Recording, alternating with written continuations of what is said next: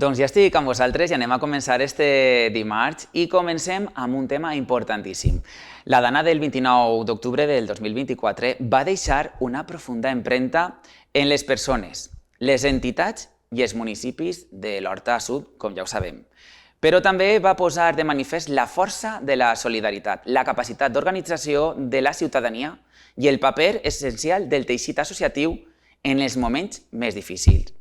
En este context naix l'Espai Comunitari Benetússer, una iniciativa impulsada per la Fundació Horta Sud dins del Pla de Recuperació i Transformació Social, i este projecte vol anar més enllà. Així que, qué millor que presentar a la primera convidada. Muy buenos días, Ana Bosch, arquitecta y cofundadora de la cooperativa Empeu.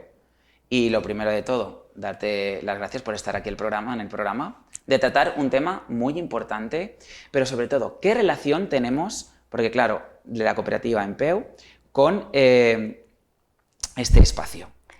Bueno, antes que nada, gracias por la invitación. Muy contentas de estar aquí, un poquito nerviosas, pero muy contentas. Bien, pues la respuesta es un poco larga. La cooperativa Empeu es una cooperativa de arquitectura social y cooperación al desarrollo, y nosotras trabajamos tanto en cooperación al desarrollo internacional como también en lo que llamamos acción local en el territorio de la Comunidad Valenciana, en proyectos de arquitectura pero relacionados con un enfoque social, ¿no? Hacemos proyectos que llamamos más procesos sociales, ¿no? Y poniendo un poco el enfoque en el derecho al hábitat, más que en el producto final, que es la obra. Entonces, bueno, en este contexto, cuando ocurrió la Dana, nosotras colaboramos mucho con una ONG que se llama Arquitectura Sin Fronteras, y Arquitectura Sin Fronteras tiene un programa en Alicante, el programa Asertos, que bueno, tienen a una persona en concreto que tenía relación con la Fundación Horta Sud. Entonces, digamos que ahí se pone en marcha toda una maquinaria, ¿no? de entidades, de equipos, de personas, para poder empezar a trabajar en este proyecto, y así es como Empeu aparece dentro del equipo de arquitectura como una pieza para poder hacer posible el espacio. Ana, ¿por qué era necesario crear o rehabilitar un espacio comunitario? Pues, a ver, la Dana también nos hizo ver, ¿no? Lo que has comentado, la fuerza que tiene la comunidad para dar respuesta a situaciones como estas y muchas otras situaciones. Y luego, además, también desde la Fundación Horta Sud llevaban ya tiempo viendo la necesidad de crear un espacio donde las asociaciones de toda la comarca de la Horta Sud pudieran desarrollar sus actividades, y no solo eso, ¿no? O sea, también desarrollarlas de manera conjunta. Al final, un espacio así compartido permite, pues, hacer cosas de manera conjunta, tener aprendizajes conjuntos, apoyarse de manera conjunta. Más relacionado con la Dana, pues tener un espacio de referencia también para cuando pueda ocurrir algún tipo de emergencia, algún sitio al que ir, en el que autoorganizarse. Entonces, de ahí nace, ¿no? La necesidad de crear este espacio. Y bueno, la Dana simplemente nos pone en el lugar de tener que crearlo ahora y ponernos manos a la obra. Entonces, así surge la necesidad de crearlo. Y bueno, y se trata de este espacio concretamente porque es un edificio, que ahora hablaremos, muy emblemático de la zona, con una identidad muy fuerte, que permite que no solamente sea una infraestructura, como estamos diciendo, resiliente y preparada para dar cabida a todas las asociaciones, sino que además tiene un espíritu, pues, muy de comunidad. Ana, claro, imagino que para valorar por dónde empezar el trabajo, os enseñaré en las imágenes, asistiríais allí en directo. ¿Cómo estaba? Sí, cuando nosotros nos embarcamos en este proyecto, bueno, antes de nada visitamos varios espacios, ¿no? Antes de escoger el de Benetússer. Lo que pasa es que este nos encandiló, ¿no? a todas. El espacio es un edificio protegido de 1908. Y en este espacio se construyó en su día como una antigua licorería, y luego, pues por los años 90, se convirtió en una discoteca. Además, ha tenido varios nombres, ¿no? Lo típico de las discotecas va cambiando de nombre, y es muy gracioso porque cuando la gente se acerca, ¡ay, esto era el antiguo tal! Esto era tal. Claro, ¿no? Un poco ubicas a la gente de generación. Exacto. Entonces, el espacio, como se había convertido en discoteca, lo que habían hecho había sido ocultar la estructura, por ejemplo, en pintura negra. Que estamos viendo imágenes que se ven como vigas de madera. Efectivamente. Digo cómo porque no lo sé exacto y no a nivel de arquitectura, mejor una profesional como tú para decirnos. Lo son. Son todo vigas eso es original. de madera. Todo eso es original. Todo eso es original. Cuando lo convirtieron en discoteca lo pintaron todo de negro, ocultaron los muros, también construyeron una sobreestructura sobre la estructura original para aguantar el peso que tiene, las cargas que tiene una discoteca. Y luego además pues también encontramos el deterioro, ¿no?, de un espacio así que además llevaba cerrado mucho tiempo, con muchos elementos que estaban bastante pues, derruidos, se notaba el paso del tiempo, etc. Y también el paso de la Dana al final, que aunque es verdad que no sufrió grandes desperfectos a raíz de la Dana, pues sí que se notaba que por ahí había pasado el monstruo, ¿no?, como decimos. Habéis aprendido también respuesta de los ciudadanos y ciudadanas, ¿no? Muchísimo. ¿Qué habéis aprendido? Muchísimo, hemos aprendido un montón. Pues mira, para empezar, sobre todo este proceso, uno de los criterios que sigue es la escucha activa, ¿no?, la participación, que también conocemos más. Pero bueno, me gusta llamarlo como escucha activa, ¿no?, porque al final lo que se trata es de involucrar a todas las asociaciones que van a hacer suyo el espacio en el proceso, no solamente en el uso final del edificio, sino en el proceso de crear este edificio. Y hasta el día de hoy hemos hecho 2 talleres participativos, uno de codiseño, otro cuando ya hemos hablado de sostenibilidad, en el que hemos validado además el proyecto arquitectónico. Hace nada tuvimos un evento de puertas abiertas donde podemos también mostrar los avances de la propia obra y es increíble cómo se involucra a la gente. O sea, todos los talleres han sido súper bien recibidos, ves a las mismas personas y a más personas viniendo, participando, invirtiendo su tiempo en este proyecto, ¿no? Y te das, pues, bueno, aprendes eso, ¿no? Te das cuenta de lo fuerte que es el poder de la comunidad. Aparte de la comunidad, las asociaciones también tienen un papel muy importante, ¿no? ¿Cómo han trabajado? Sí.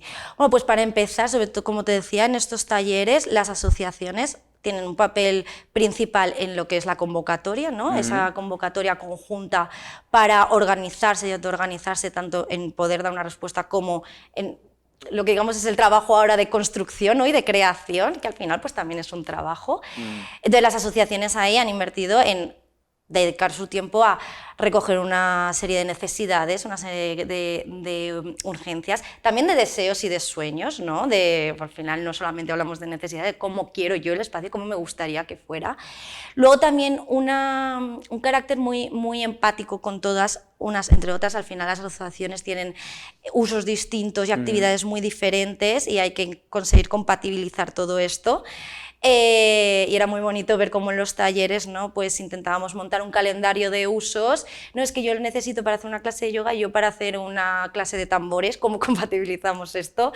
Y bueno, que no se produzca el overbooking. Claro, el overbooking y el respetar, ¿no? Mientras uno está haciendo yoga y necesita calma, el otro a lo mejor una clase de percusión. Claro. ¿Cómo hacemos esto? Bueno, pues a lo mejor yo me quedo los lunes, tú los miércoles. No aprendes toda esta autoorganización que yo creo que en un momento como puede ser el de la Dana, ¿no?, una emergencia así, pues ya la tienes montada, ¿no? Ya tienes toda esa estructura creada y esas redes y esos vínculos creados, que es lo más interesante de este proyecto, creo. Y este proyecto, que imagino que los de casa, ¿cómo se financia? Esa es la gran pregunta, ¿no? La gran pregunta. Pues este proyecto cuenta con dos financiadores principales, ¿Sí? La Fundación Hortasur, la Fundación Princesa Girona, y ambas fundaciones canalizan, ¿no?, otro tipo, o sea, financiaciones que vienen de otro sitio. Tenemos muchísimas empresas que nos están apoyando con materiales, con aportaciones económicas, por un lado, y también tenemos, estamos ahora mismo en una campaña también de captación, ¿no? O sea, muy interesante que me hagas esta pregunta, porque ahora mismo digo y comunico que, por favor, todo el mundo que se quiera sumar a este proyecto será súper bienvenido para seguir aportando. Y creciendo. Y creciendo, sí, porque además, como decía, que es un proyecto que es un proceso, ¿no? Pues al final también con lo que vamos recogiendo, vamos codiseñando, co-creando y vamos aumentando, ¿o no? Ana, ¿el edificio no está totalmente terminado? No. Faltan zonas, ¿no? faltan bastantes zonas. Vale, sí. ¿cuáles son las que faltan? Sí, pues nosotros empezamos con la obra el año pasado. Empezamos con una primera fase de demolición de elementos impropios, que se llama, que es pues, no echas abajo nada estructural. Vale. Además, uno de los criterios que perseguimos también es preservar lo máximo posible. Y mantener todo lo que se pueda, ¿no? Efectivamente. Entonces estamos en esa fase que está a puntito de terminar, porque como también te contaré ahora más adelante, el edificio, al ser un edificio bastante antiguo, pues te encuentras con sorpresas. Sí, ¿no? Entonces, claro, tú planificas unas demoliciones que de repente se complican un poco, ¿no? Y el plazo se amplía. Estamos en esa fase, hemos hecho la fase también de rehabilitación de la cubierta. Y ahora nos vamos a embarcar en la fase de rehabilitación de la fachada, que es protegida, entonces también hay que hacerla muy con cuidado. Y antes de verano pretendemos, si todo va bien, terminar con la fase... Si no se encuentran sorpresas, como decías tú. Si no se encuentran más sorpresas, efectivamente, con la parte más de obra dura, la losa, por ejemplo, de cimentación que tenemos que hacer, la capa de compresión que tenemos que hacer en la planta de arriba, para sujetar bien lo que es la estructura y dar estabilidad al edificio. Y ya pasado verano, la reforma interior, digamos, de pues, empezar con acabados, a levantar paredes y toda esta fase, a vestir el edificio un poco más bonito. Muy bien. Y esas, digamos, sorpresas que se pueden encontrar, claro, porque eso es lo que alarga el periodo. Sí. Que ya contáis con ello, porque al ser un edificio antiguo pueden aparecer diferentes cosas. ¿Cómo qué? Totalmente. Pues mira, la sorpresa más grande que nos apareció en el edificio, ¿no? Es que, como te comentaba, cuando cambiaron el uso a discoteca, crearon una estructura extra en la planta de arriba, el edificio es de 2 plantas.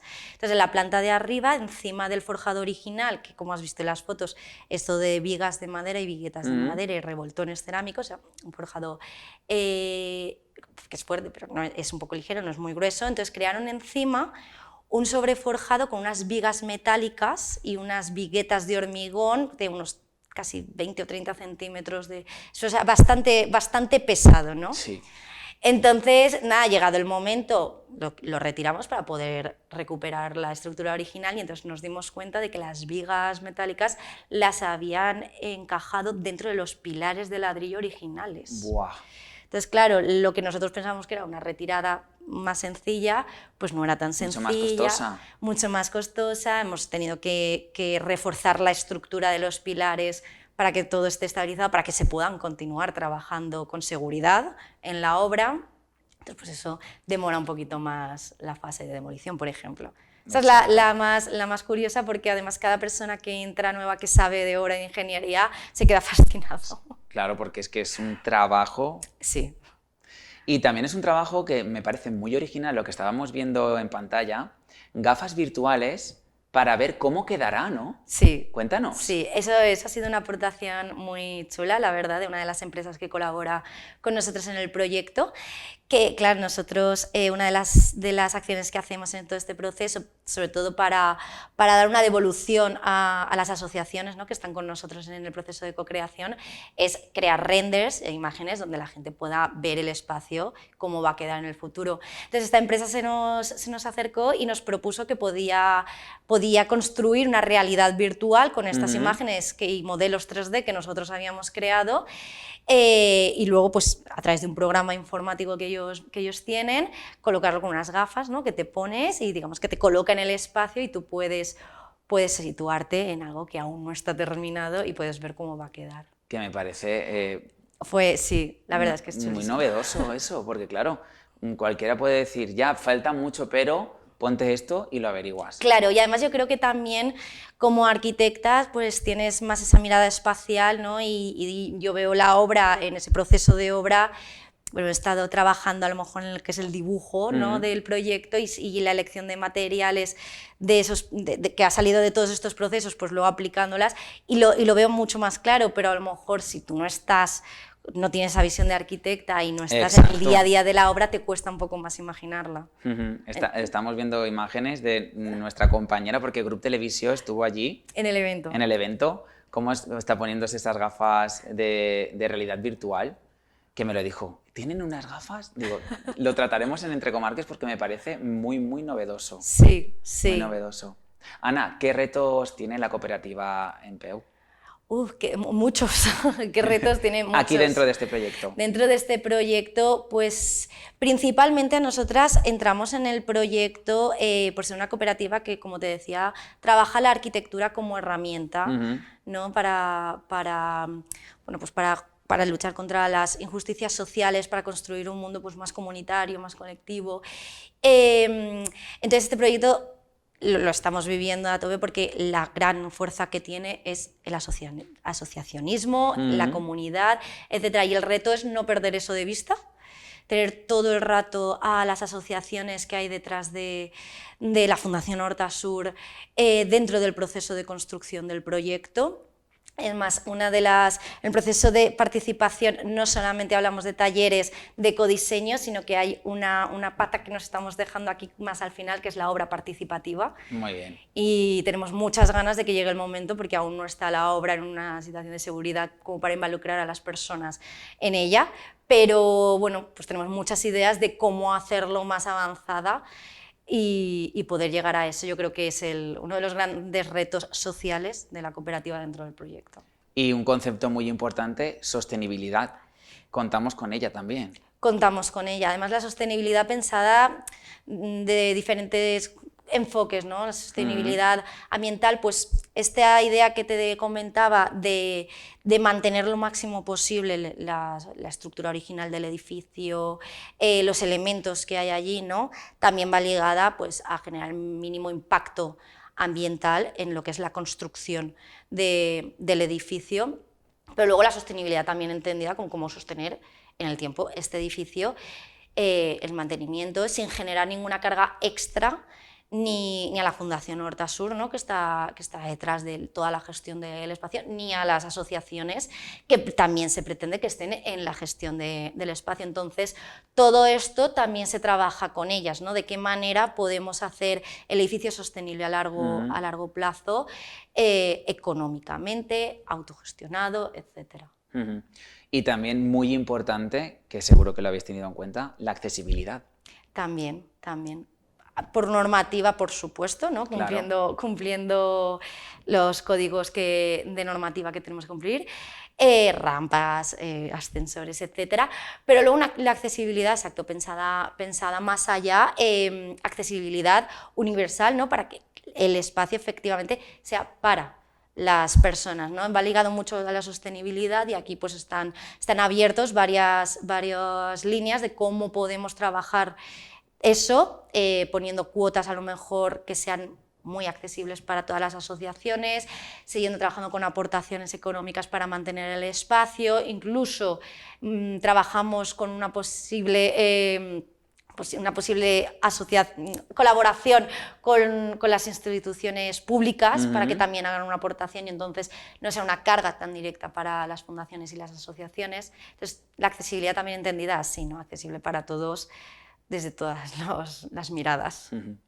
Estábamos viendo también imágenes de la fachada, porque sí. ¿Qué impacto tiene este edificio? Porque en realidad está como siempre ha estado, ¿no? O sea, el ciudadano a pie no hay ningún cambio, de decir, aquí han construido esto que no casa en este... No, nada, efectivamente. No, la fachada se mantiene. Ahora mismo, además, que aún no hemos entrado a rehabilitar la fachada, estamos más de muros hacia adentro. Estaba viendo imágenes...